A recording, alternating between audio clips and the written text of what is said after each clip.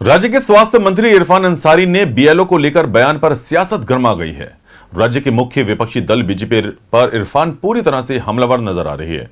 BJP ने इरफान अंसारी पर कार्रवाई की मांग की है, तो वहीं जेएमएम और कांग्रेस के नेताओं ने इस प्रकार का बयान देने से बचने की सलाह भी दी है। इरफान अंसारी जी एक जिम्मेवार पद पर हैं, उन्हें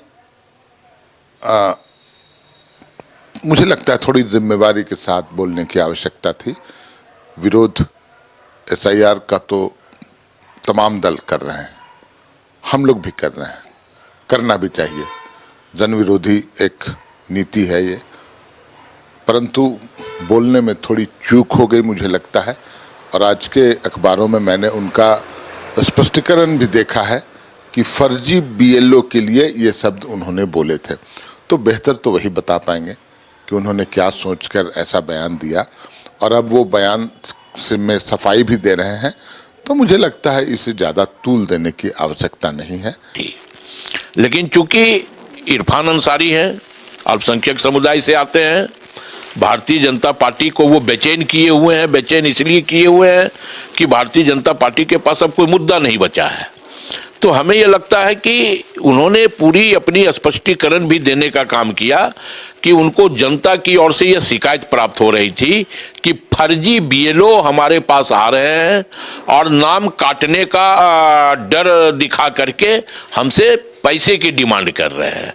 तो ऐसे में एक जागरूक जनप्रतिनिधि क्या कहेगा? उन्होंने कहा कि अगर वैसा कोई फर्जी बीएलओ आपके पास आए तो आप उसको पकड़ के रखिए। तो इसमें हमें लगता है कि पकड़ के रखिए, उसको आप पैसा मत दीजिए। तो अब इस पे अगर चुनाव आयोग संज्ञान ले रही है तो चुनाव आयोग वोट चोरी पर अभी तक क्यों नहीं संज्ञान ले रही है? देखिए, इरफान अंसारी साहब का जो बयान था वो संवैधानिक पद पर बने हुए किसी व्यक्ति के मुंह से हमने कभी नहीं सुना था कि उन्हीं की सरकार के जब कनीय कर्मचारी जो हैं बीएलओ वो जाएंगे एसआईआर करने के लिए तो उनको बंधक बना लीजिए।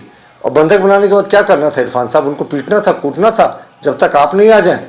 लेकिन उससे शर्मसार करने वाला विषय था कि जब ये इरफान अंसारी बोल रहे थे तो उसी सभा में डिप्टी कमिश्नर जामताड़ा भी मौजूद थे। उन्होंने उस समय क्यों नहीं कोई कार्रवाई की? अब चुनाव आयोग ने जरूर डीसी को नोटिस दिया और कहा इस पूरे मामले पर स्पष्टीकरण दे।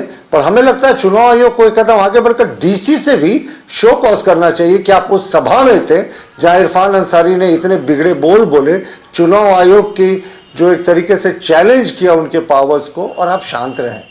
तो ये तो बेहद ही अफसोसजनक।